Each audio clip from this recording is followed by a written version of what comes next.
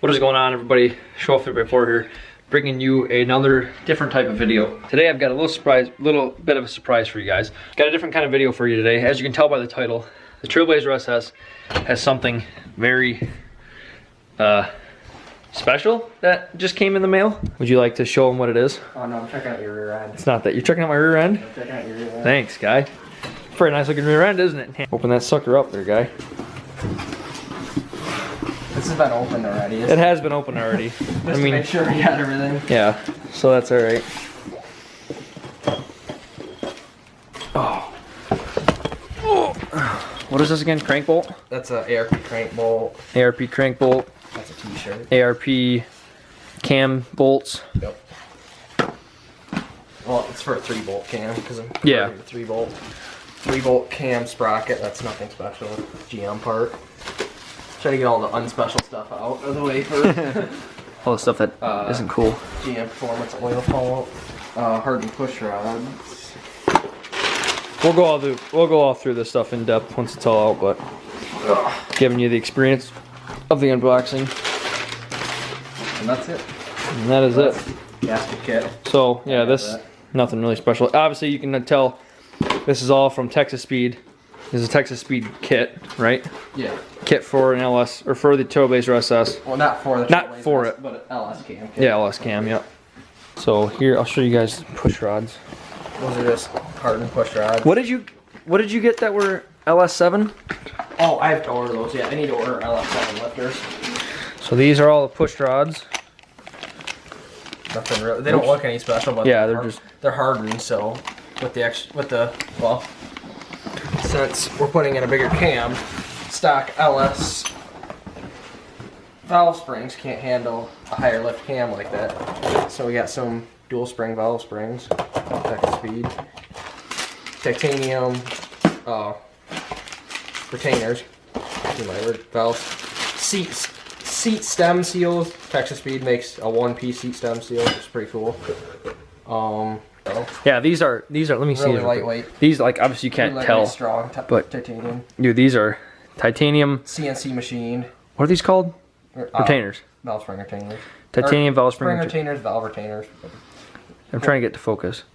They are. There's not much to look at there, but it's really important either way. They are very light.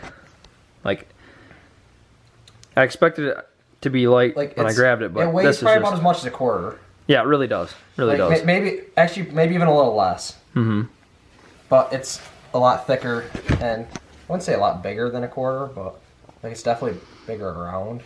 That'd been bad. And then we're not gonna open. I mean, it doesn't matter. We're not gonna open these because they're all oily. They are oiled up, and I might need to send those back. I'm not sure on the length. Yeah. So speaking of that, tell them what you told me about this. Oh. So this is a push rod length checker. Let me open it up here. That's from comp cams, but Texas Speed sells that. You can get it included with your cam kit. So this is a push rod length checker. Like you said, it's from comp cams, but it comes in the Texas Speed kit or whatever. Or you can order it with your kit. It's kind of an option thing if you have it. I'll let him explain it a little more. It's a really good idea to have because with an aftermarket cam, it can have a different base circle size than a factory cam. So if you have a smaller base circle, essentially, you can have it where you're gonna need a longer push rod because the base, when the cam is on its base circle, the distance is gonna be farther from the rocker arm tip to the top of the lifter because the lifter is gonna be in the bore farther because the base circle is a little bit smaller. Which at that point you can lose enough lifter preload, have noise issues, stuff like that. So it's always a good idea to use a push rod length checker tool to make sure you have the right length push rods and you keep the right lifter preload because since all factory LSs use hydraulic roller lifters. And then, so the way you use it is, you put it in this way, and then you... Well, yeah, you put it in this way because this is I don't know if you can see it or not. Yeah, you kind of This is threaded right here, and you can screw this up and down, and it changes the length of this. It's essentially a push rod with some threads in it. You can adjust the height of. And you would thread, there's actually little lines on here, and I think however many turns, I think if you go like one turn, it's like 50,000 of an inch or something. I don't know I have to look it up or whatever. But when you turn this and you set it in there, you can measure like how long your push rod actually needs to be and do the math for what the actual push rod length you would need. And then, because this cam, we're gonna kind of hide the specs of it until we install it. Specs are on the end of This the box. cam is not. That. This cam is not a. I wouldn't say off the shelf. It's not kind of off the shelf, but it's not exactly. It's not 100% made for the Trailblazer. It's yeah, it's not made for the Trailblazer SS. So. And I just want to hide the specs. And yeah, we're just gonna hide the specs. But anyway, because of that, inner garage racer. Because of that, we had to get like he had to get different length. Well, you have to anyway, right? Yeah, it's good to check anyway because you don't know. Like you can always look up online, guys can say, oh yeah, they're 7.4-inch push rods. Well, you never know. Somebody could have milled the heads or something. The heads could have been milled down at one point or another, or you could have different heads on there in the factory, like they got replaced before you had the car, whatever. I'm not the first owner of the car, so I don't know what's been done to the engine or anything. So it's a good idea to check. It's just safe insurance. I don't even remember how much this was. I think it was like $20 or something, if even that. It's just a good insurance thing to check. It's a lot easier to do this. Measure once, get the right push rod, so that way you're not having clattering noises and all. And we're gonna make a video on it, but we're gonna do that before, because like I was saying, you had to order different ones. So we're gonna measure them. We're gonna take the valve covers off and measure them to make sure those are right before we actually do the installation. This is the length Texas Speed recommended, but they said, hey, check anyway. It doesn't hurt. It doesn't hurt anything. It takes a little bit. Might take a little bit of time one day, but it's safe. It's good insurance. Which all you got to do to check the length is remove the valve covers. I'm gonna remove both valve covers because they're not hard to get to. And I'd like to check both sides on intake and exhaust. Measure just to be 100% sure and safe on it, so that way we're all good to go there.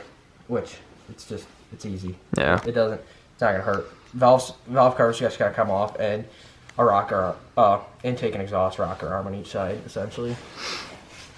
Right on. So you want to show them the good? The goods. We kind of got to the goods. Oh yeah, we got to the put goods. some of the stuff away before I lose it. I mean, throw those back in the box there. 95% of you guys watching this already know what a cam look like, but we're gonna show you anyways. Because everybody likes seeing it. Everyone likes seeing a cam. Yeah, everyone likes seeing their own parts and likes seeing a cam. So, knowing pretty good out there. What the hell is this? Piece of cardboard in there? Okay. Oh, there's the oil pump. Yep, that's the oil pump. Which why are you doing this? Because you got to take it off to get to it anyway. Yeah, you have to take. Well, to take the timing chain off, you could probably get the cam gear off and just lay the chain off the sides, zip tied up, whatever. But my motor does have some miles on it, so I figured I have to pull this off anyway. It's easier. I'd rather have a new unit in there and know, hey, that thing's good. It's brand new. I don't have to worry about it in the future. It's kind of cheap insurance thing, is what I figured. And granted, with the miles on there, it may not need it at all. But it's like I have good oil pressure and all that now. But I figured it's cheap insurance. I'm gonna be there anyway. Put a fresh new, brand new, clean one in there. You can see in there. What happens is this oil pump slides on. If you've ever seen an LS, say this is the front of the crank. Your harmonic balancer goes here. This sits behind the timing cover, and this slides over the end of the crank. And when the crank turns, there's like little notches. I don't know if you can see them in there. Yep. But when it turns, it spins this in here. And if you look inside of here, I don't know if you can see that or not. Somewhat. You can see kind of a gear in there. It looks. Well, when the crank spins, it forces oil into that passage, and it sucks it out of the pan and creates scavenging, which is where this is where the pickup tube goes, and it feeds oil pressure out to the engine right here. And when it turns in here, it sucks oil out of the pan and pushes it out through here into the engine to lubricate your engine, which is.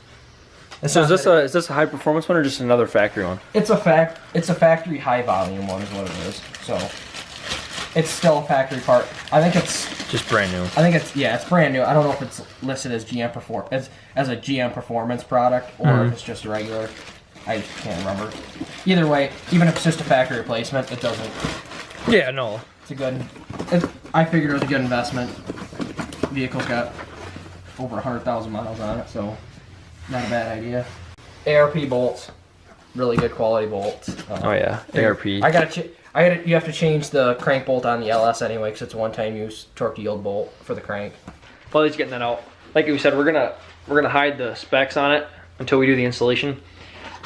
But but let's just say it's up there. It's up there. It's better than It's a lot. factory. It's a lot better than what factory trim is. This is the old. This is cam. the old. I'm not gonna take it out of the packaging because it's gonna be a little bit before we get it to install it, and I don't want it to be exposed to any dirt or anything like that. So keep here. There's usually send it with a little bit of oil on it, so that way it doesn't get rusty and stuff like that. And before I show you in depth, this is gonna sound weird, but I have a cam. It doesn't really matter. It was out of an ambulance, but it was. We were doing this because I work at a Chevy dealership, and they were doing this work on an ambulance. And they had to pull the cam, put a new one in, and I said, "Oh, screw it. They're gonna throw it away, so I'm gonna take it." The one lobe is jacked right up. So it's on the end. This is a stock. Let me get a light on it. So it's backwards. You can see like this one, the stock one's kind of. You can see how much more duration there is. Like, look how that's kind of more like hard. a triangle on this one. See how much more pointed this is? It kind of comes up, it comes right up, and then kind of goes right back down. See how this one, this cam lobe here, this would be on the same cylinder, same valve, because of the way the cams are orientated, because it's an LS, they're all, firing order is all the same. So this would be cylinder 1 exhaust, I think. I think this would be an exhaust port. But you see, it doesn't really matter. Anyway, right here, you see how this lobe comes up and it comes right back down pretty much.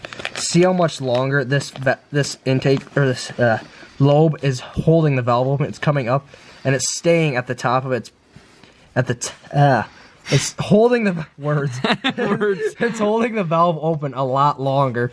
So which in turn, it's letting more air flow into the cylinder for a longer time, which is what your duration is, essentially. If that makes any sense. You probably can't see it hardly. Oh, you can. I mean, you can tell maybe without the light. Oh no, it's about the same. It's worse without the light, I think. Yeah, so like you can tell how this one's, like, I'll get it right on. It's pretty pointy. I mean, especially compared to this one. That, I mean, it looks like a freaking egg, dude. It is. This comes up and it stays open. It's holding that valve open for a long time. Granted, this is a higher lift, quite a bit higher lift cam than this is too. Like, yeah. I mean, you can't really tell by looking at them.